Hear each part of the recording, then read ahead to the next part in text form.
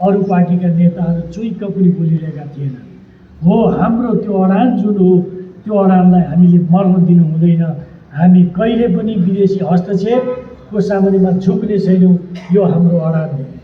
यो चिजलाई म कायम राख्नेछु, मैले अघि पनि बताएँ। र यो हामीहरूले यो कुरा गरिरहँदा नाकाबन्दीको कुरा छ। नाकाबन्दीको बारेमा हामीले संविधान जारी गऱ्यौँ भनेर रिसाएर छिमेकीले मैले भनेको नमान्ने भनेर हामीलाई नाकाबन्दी लगायो।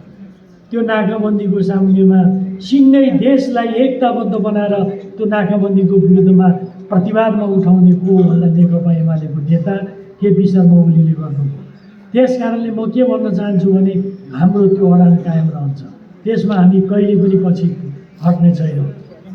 यो हाम्रो अडानमा हामी किञ्चित मात्रै पनि तलमाथि हुने छैनौँ।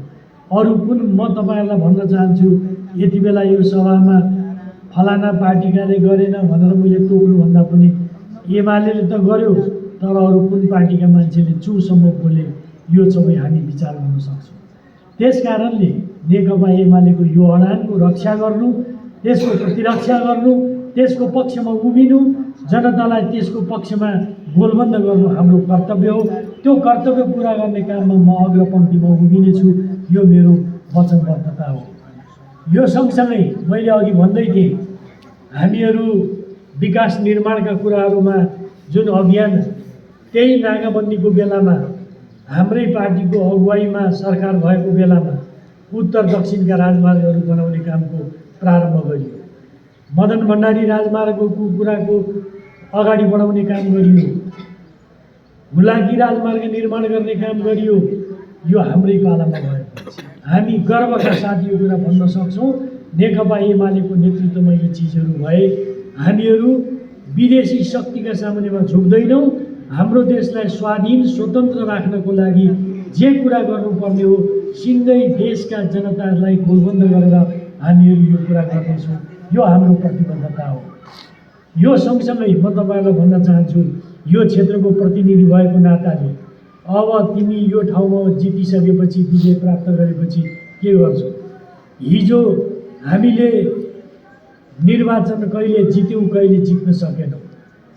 निर्वाचनमा प्रतिस्पर्धा गर्दा यस्तो हुन्छ, तर हामीले विजय प्राप्त गर्दा के गरे? म धेरै फेरि यस्तो राख्न चाहन्न। हामीले गरेका कामहरू तपाईँहरू समक्ष छन्। तपाईँहरूले देख्नुभएको छ, बुझ्नुभएको छ। पूर्ववक्ता साथीहरूले पनि केही कुरा बताउनुभयो। हामी ती कामहरूलाई अगाडि बढाउनेछौँ।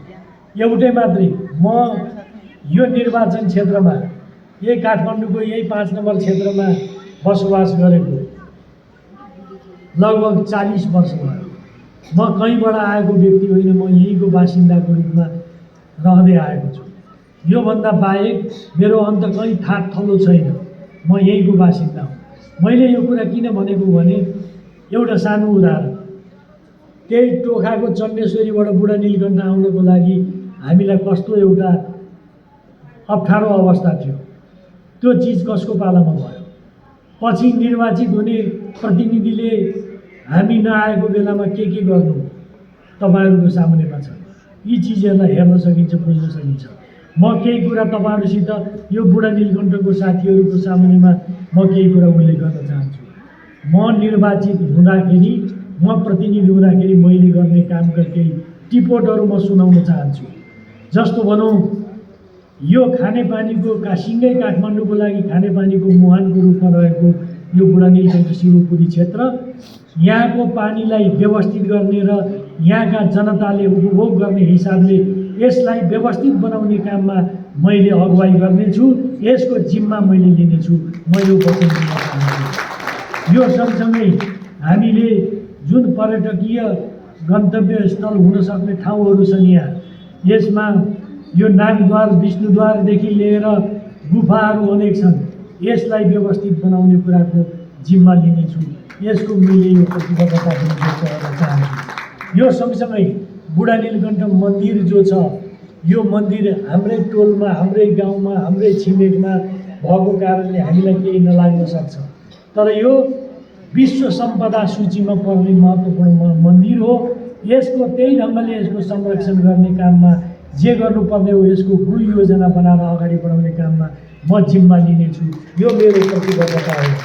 यो सँगसँगै मैले यहाँ एउटा हाम्रो देशको झलक आउने गरी विभिन्न जाति, विभिन्न भाषा, विभिन्न धर्म, विभिन्न संस्कृतिका नागरिकहरू, जनताहरू बसोबास गर्ने ठाउँ, यसको एउटा महत्त्वपूर्ण थलो यो पर्यटकीय गन्तव्य स्थल बनाउने यो एउटा बनाउनु आवश्यक छ। त्यो पर्यटकीय गन्तव्य स्थल बनाउनको लागि होमस्टेदेखि लिएर तमाम कुराहरूलाई प्रोत्साहित गर्ने हिसाबले अगाडि बढाउने कुराको मेरो प्रतिबद्धता हुनेछ।